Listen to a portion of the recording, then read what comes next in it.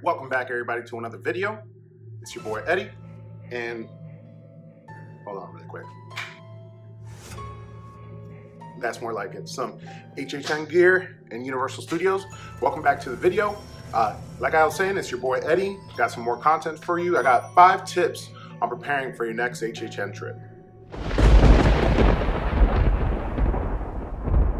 Now, before we start off, I want to show you guys something cool real quick that I received in the mail. My girlfriend got this for me. Didn't know these things existed, but they're actually pretty cool. And what they are scare actor patches. Apparently, when you're a scare actor at Halloween Horror Nights, you get these patches to commemorate that year. She got me the 2013 and 2012. Out of both of them, I really like the 2012.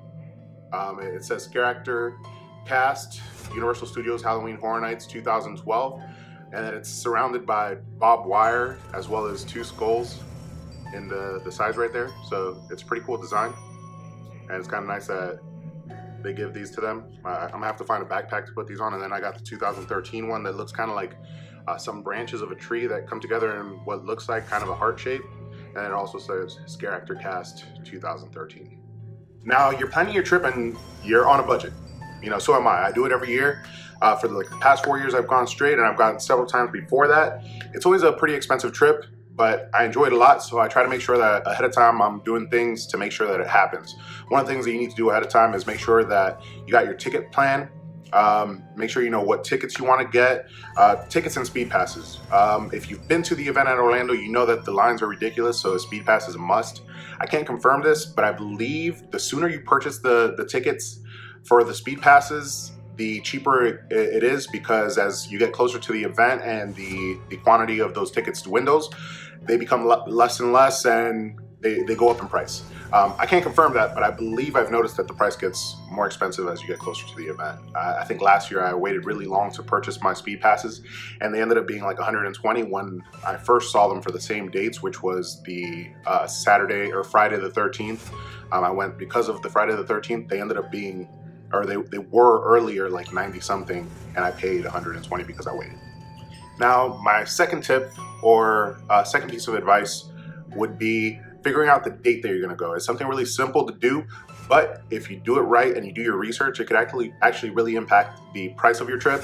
I find that on certain weekends, earlier in the season, maybe at the end of September, because the event opens at the end of September and ends in early November. If you do September or like the first couple weekends of October, hotels end up being a lot cheaper, as well as the crowds end up being a lot less. Sometimes you may not even need the Halloween Horror Nights Speed Pass if you go early enough, or if you're staying enough nights and you're actually going to do Halloween Horror Nights more than once. There's a couple ticket options.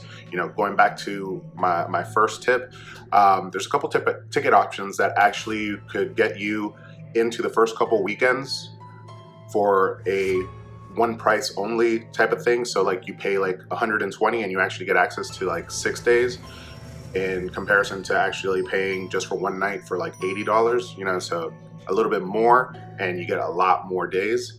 But that's usually towards the early end of the event. If you want to buy like a ticket that goes throughout the whole entire event, sometimes it's really expensive. So choosing that right weekend and going through at the right time will really impact your trip. If you want a Thursday, the crowd is going to be a lot less than if you went on a Saturday or Friday, as well as Sunday. I've never been on a Sunday, but I can only imagine that a Sunday would be more similar to a Thursday than it would be a Friday or Saturday. And I know that some weeks, as it gets later in the event, they actually have Wednesdays as well. Now, number 3, my third tip is talking about, you know, booking your stay. So if you live in Florida, then you're one of the lucky ones that doesn't need to get a hotel. But even if I lived in Florida, I would take advantage of some of those hotels because you get some discounts applied. And not just that, they're an amazing experience. They really add to the experience if you stay on site. If you don't have the budget to stay on site, there's plenty of hotels around Universal Studios that are budget hotels. Some of them are even like $50 a night. But really looking into what benefits you could get through these hotels. Some of these hotels that you stay at are partnered hotels with Universal Studios. You have like the 5 on-site hotels, which are the Portofino, Royal Pacific, Hard Rock, Sapphire Falls, and Cabana Bay. And then Aventura is coming later on in this year, so it'll be open by the time Halloween Horror Nights opens. But there's several other partnered hotels that will actually get you some benefits at Universal Studios, like early entry to the Harry Potter world, so you could actually ride those rides if you choose to actually, you know, go during the day. If you're just going for Halloween Horror Nights, then maybe you just want to pick a cheap hotel because the additional benefits won't do anything for you. But if you're gonna stay a couple days like I do, I like to enjoy my stay there. I go on site every single time now. In the past, I always chose the cheap hotel, and I said, you know, I'm not even gonna stay in my room, so it doesn't really matter. But now that I've been at one of those on-site hotels, I'm like, this is the way to go. I actually make the time to actually spend time at the pool bar, walk around the actual campus of the hotel and check it out. Check out some of the other hotels. I've stayed at almost every single one of them except for the Portofino and Cabana Bay. To this point, every single one of them is great. Some of them have additional benefits like speed passes during the day. So if you're going during the day and you've purchased those tickets, that's an additional benefit that you're gonna get, and you don't have to pay out of pocket. Those tickets could be pretty expensive. You're gonna notice that there's a trend here. Most of these tips actually go hand in hand with other tips. When you're looking at your tickets, the hotel will actually go hand in hand with that, because if you wanted to get speed passes during the day, some of these hotels will actually offer it, and you don't have to pay any additional price out of pocket to get those tickets, and it'll be every single day that you're there, even on the day of checkout. So at the Royal Pacific, the Hard Rock, and the Portofino, those three will come with speed pass included. The Sapphire Falls will not come with speed pass included, but it'll be very conveniently located to the park. So at the end of the night, when you're tired and you want to walk back, or you don't want to walk back, you could actually take a boat because it's on the canal system. With the rest of the premium hotels, it's the only like affordable hotel that's not that doesn't have speed pass but is on the canal system. Cabana Bay is not, but technically you could probably take the boat to one of the nearest hotels to Cabana Bay and then shorten your walk. I've heard that the Cabana Bay is a great resort for the families. It has suites. It's very themed towards family with lazy rivers, slides, bowling alleys. So there's a lot of things to take into consideration. But like I said, you don't have to stay on site for this trip if it's not in your budget. But if you've never been on site, I definitely suggest that if not this year, you start to plan to potentially stay at one of these on-site hotels so you can experience that. Number 4. So number 4 is travel. You're gonna have to figure out how you're getting there if you don't live in Florida. If you live close enough, like myself, I mean, I don't live close enough. I actually live in the Washington, D.C. metro area, Northern Virginia. So it's like a 12, 13-hour drive for me, but I choose to drive just because if I don't have to, I won't fly. It's not that I'm necessarily scared of flying, but I prefer not to. I fly to Florida all the time because I have family in Miami, but when I go to Orlando, it's like 6 hours shorter, so I actually drive. It's really cheap too because I go with friends and we split the drive. If you get yourself an economy car on rental, it'll be like $120 for that 12 to 13 hour drive. If you're even closer, it's gonna be a lot cheaper. So, and that's $120 for the whole trip. It's usually like $60 there and $60 back, depending on what car you have, of course, but we usually try to get the most economy car, or the smallest economy car that we could possibly get, to make sure that it's as affordable as possible, and it usually fits about 4 people. So if you split that amongst 4 people, you'd be good. We also went one time in a Jeep Grand Cherokee, split the gas on that. It was more expensive, but it was a lot more spacious, and we had 4 people going with us.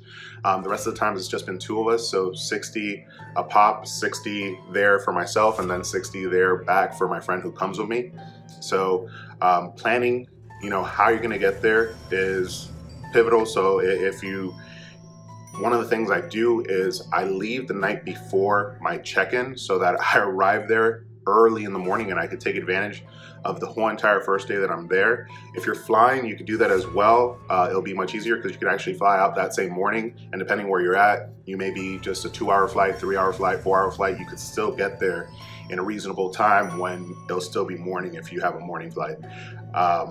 But driving is my preferred method of travel. When going to Halloween Horror Nights, if you get a couple good friends together, it's a cool road trip that you could take, stop, get some snacks, and within 13 hours you're there. Número 5, number 5, and my final tip is get a group of people together that you're gonna really enjoy the event with, because this is a really cool event. If you go online or if you look at my previous video, you'll see that I talk about the communities that are surrounding these events. It's a huge community that deals with Halloween Horror Nights, both working for Universal Studios, they put a lot of time into it, as well as the people that are attending the event. The community is diverse, but people are coming from all over the world, all over the country to come see this event.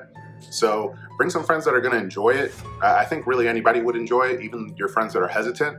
But plan to bring some friends with you. You know, if you can get a group of 4, I've done that before. I've done a group of 5, 6, 7, or 8. It only becomes exponentially better. Not to say that a small group isn't fun, because I've gone with just 2 and had a great night there. But it's really cool to get to experience it with several different people. When you go through those haunted houses, everybody's going to have a different experience. Everybody has a different phobia. So you get to experience different people getting scared, as well as yourself getting scared, and laughing along with everybody else as they laugh at that person that got scared at the most minuscule thing. And then you're the tough guy that gets scared at only, you know, the chainsaw chasing you or something like that. But it's really cool. You know, it's a community. So get some people involved, you know, give back by showing other people a great event that they could actually, you know, make part of their annual regimen going back every year. Now, guys, I just wanted to make something really short to continue to put out content. I'm trying to make sure that I'm being consistent weekly. I'm gonna try to get to a point where I'm putting out 2 videos every single week. So this should be coming out on Tuesday, if not Monday night. I'm recording it on Monday. It's really short, but it's what I'm trying to get going. This isn't just going to be Halloween Horror Nights content. There's going to be some other things added in there, but I'm an enthusiast around Halloween Horror Nights. The channel now is called Edutainment, so I'm trying to keep you guys edutained. So please ask yourself at the end of every video, have you been edutained?